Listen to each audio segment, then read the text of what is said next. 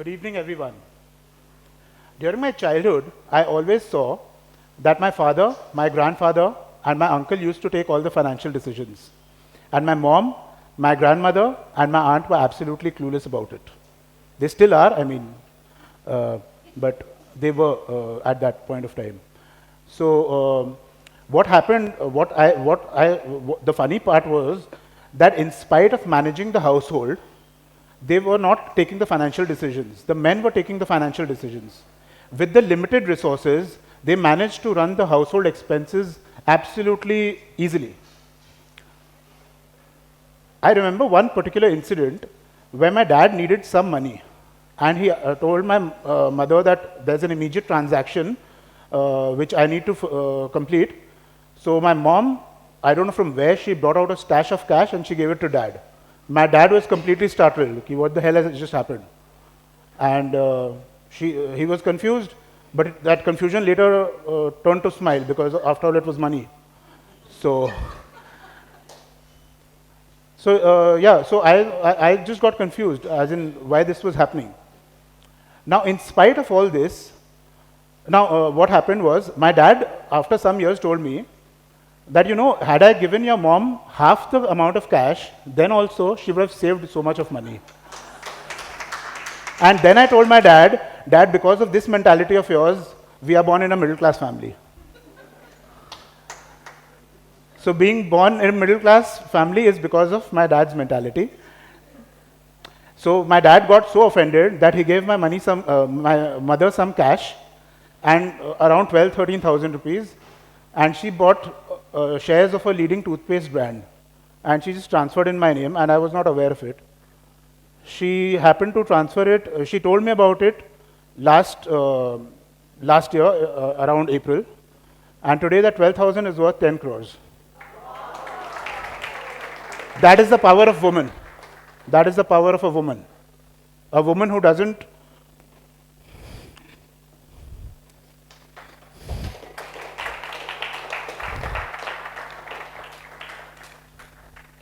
She had to face a lot of scrutiny, a lot of contempt. She had to face a lot of scrutiny, a lot of contempt, and then also she managed to put me.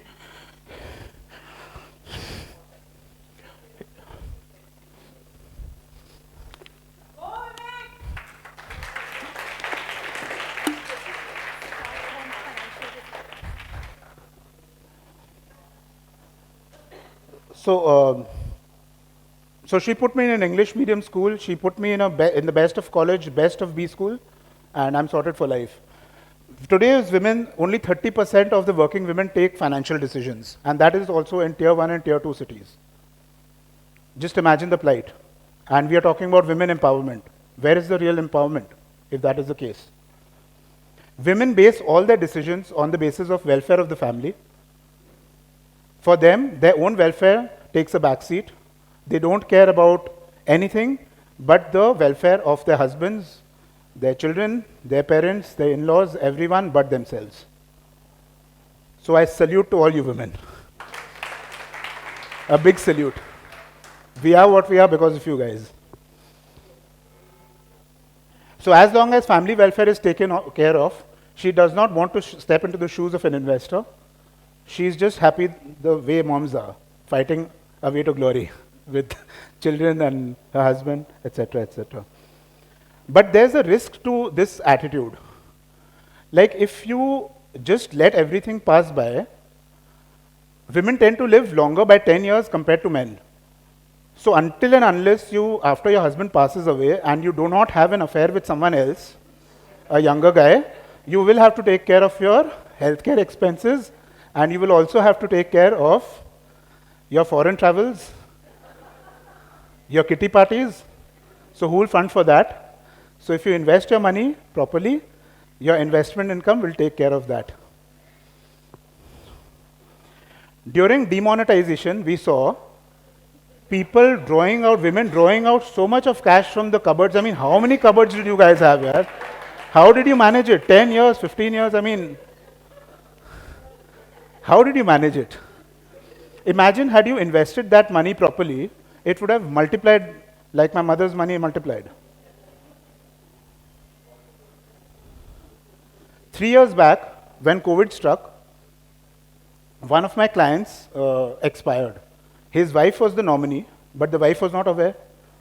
Indian investors, we forget to tell the nominee that you are the nominee. Ki, if I die, who cares here? Means I forcefully made her the nominee, ki, yaar, please. Then this incident happened, and everyone was confused, ki, what next? So then everything transitioned smoothly because she was the nominee, and I decided that day that I will talk about women's investments in a proper way, and I'll make it into a movement, come what may. So Rome was not built in a day. You have to have that change in the attitude. If women can bear a child, if you can listen to the nonsense of your husbands, your parents, your in-laws, I mean, seriously. So you can take all the financial decisions yourself. It's very easy. In stock markets, just buy the companies. Whenever you buy something from Spencer's, from Amazon, from Flipkart, or from Big Basket, just buy the shares of those companies and you're sorted for life. In mutual funds, if you invest periodically in an autopilot mode, your Audis, your BMWs, your Lamborghinis, your New Zealand trips, your Australia trips, your America trips, name it, and everything will be sorted. I am from a middle-class family. I was living in a 400 square feet house. If I can today talk among all the wealthy people over here, you guys can just, cross Bill Gates if you want to. Trust me on that. So these are the things you should ask your husband. I'm not repeating it. Don't fight with your husbands, please. But even if you do, it's good for me, because both then start investing. So I've already mentioned whenever you buy on Spencer's and etc. So just keep buying these stocks, like Colgate, ITC, etc., etc. So you are the CEO. I've already told you. Just empower yourself. I'm a big SRK fan. I'll finish off by one of his quotes, because all of you are so creative. Creativity is the biggest gift that you can offer to mankind. It was never meant to be bartered, not even for appreciation. Thank you.